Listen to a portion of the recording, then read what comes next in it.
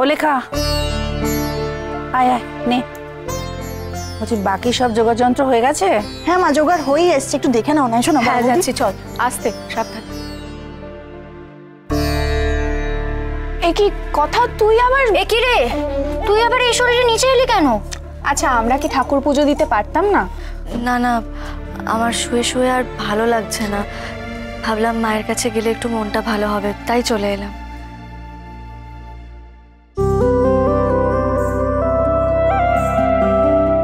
বেশ করেছ, ঠাকুরের কাছে এসে বসলে শরীর মন দুটোই ভালো থাকে। কিন্তু শুধু বসে থাকবে, কোনো কাজ করবে না। কদিন ধরে শরীরের ওপর দিয়ে যা ধকল গেছে না। কথা কিন্তু একটা কাজ করতে পারে, মাকে সুন্দর করে ফুল দিয়ে সাজাতে পারে। ওই কাজটা কথার থেকে ভালো আর কেউ করতে পারবে না। কি যাও মাকে গিয়ে সাজিয়ে দাও, যাও তো।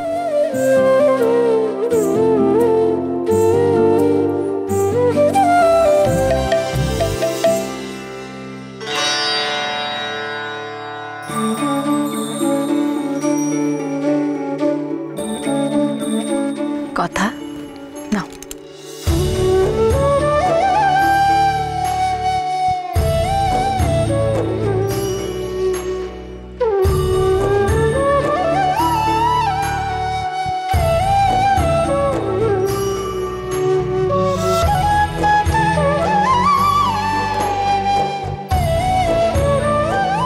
মা বলছি, এইবারের জন্মাষ্টমীর পুজোতে কি করবে ভেবেছো? ভেবে তো ছিলাম রে, প্রতি বছরের মতো এবারেও ধুমধাম করে পুজো হবে, কিন্তু বাড়ি শুদ্ধ লোকের যা মনের অবস্থা তাতে তো।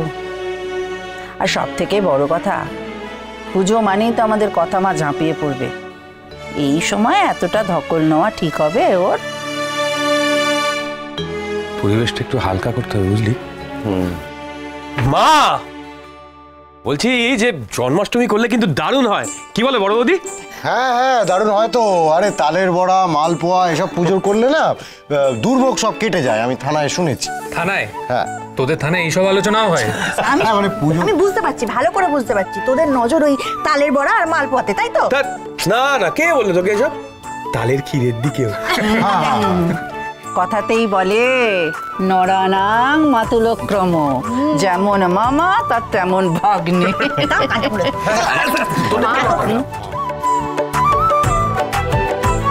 আমি বলছি কি, ওরা তো ঠিক কথাই বলছে। একবার একটু ভেবে দেখুন, বাড়িতে যদি জন্মাষ্টমীর পুজো করা হয়, তাতে যদি দুর্ভোগ কেটে যায়, তাহলে তো মা আশ্রম থেকে গোপালকে আনতে হবে, তাই না?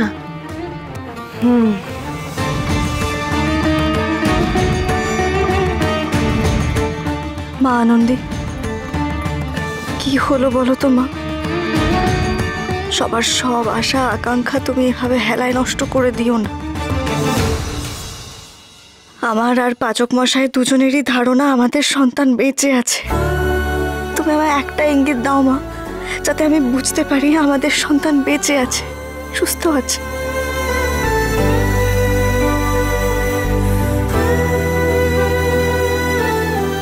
মা আনন্দী, আমি এই ফুলগুলো তোমার পায়ে অর্পণ করব।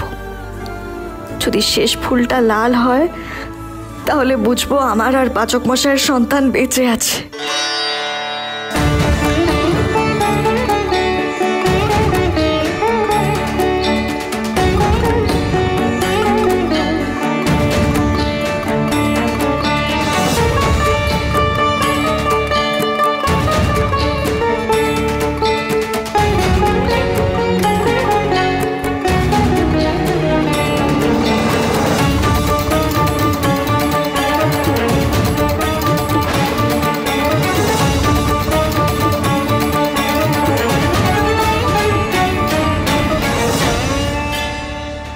यदि मे महती प्रीतिस्तवास्ति कालभैरव कवचं कालिका देव्या कथय स्वानुकम्पया अप्रकाश्यमिदं देवी नरलोक। মা আনন্দী, তার মানে আমাদের সন্তান বেঁচে আছে?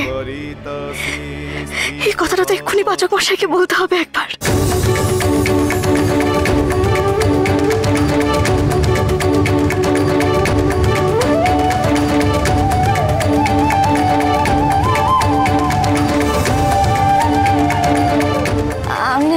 থেকে আসছি। কি লাগবে বল, আমি এনে দিচ্ছি। কিছু লাগবে না কর্তা দিদা, আমি একটু ঘর থেকে আসছি।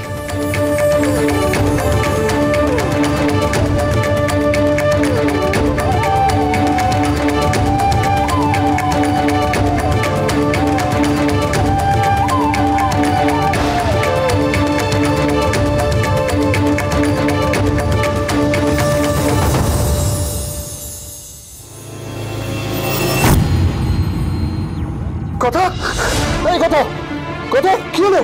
আরে দেখ না কি হলো?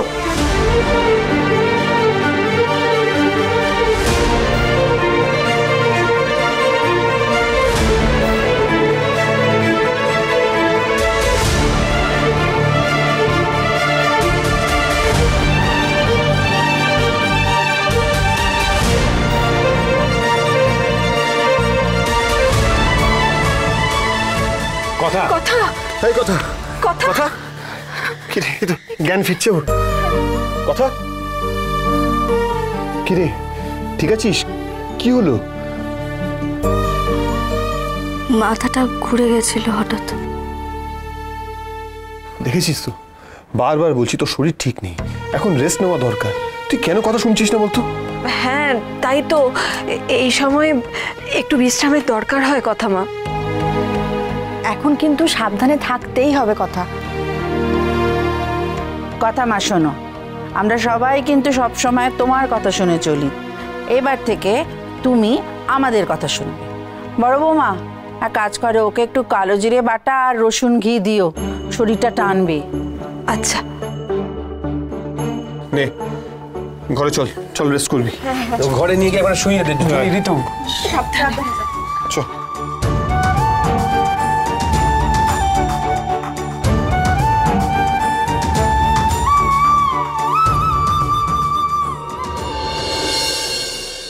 একটু কিছুক্ষণ শুয়ে পড়, দেখ বেটার লাগবে।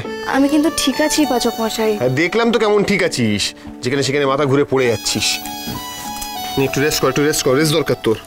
শুয়ে পড় নে। দিনের বেলা এভাবে শুতে নেই, গৃহস্থের অমঙ্গল হয়। আরে মঙ্গল বুধ বৃহস্পতি যা হওয়ার হোক, তাতে কিছু আসে যায় না। এ বড্ড বাড়াবাড়ি করে, দেখেছিস তো। বলো না জুনিয়র কিছু। না ঠিকই তো বলছিস। উঠবি না একদম, চুপ করে ঘুমাবি। নে নে নে নে নে। ও তো পায়ে হাত দেবেন না এই পর্দাগুলো টেনে দে তো। এই পর্দাগুলো টেনে দে, পর্দাগুলো টেনে দে। বলছি। হ্যাঁ না কোনো পরে না, এক্ষুনি শুতে হবে। শো শো শো শো, যেটা বলছি শোনো। এই না মালিশ নে একটু রেস্ট কর, কিছুক্ষণ পরে আমি ডেকে দিচ্ছি তোকে আবার। চল চল চল চল, আমরা বাইরে যাই। রেস্ট করো কিছু। অগ্নি হ্যাঁ একটু রেস্ট কর, তোর রেস্ট দরকার। কেন বুঝতে পারছিস না তুই? আমি কিন্তু ঠিক আছি পাচক মশাই। আর একটু ঠিক হয়ে যা, তাহলেই হবে। ঠিক আছে নে চল ঘুমা,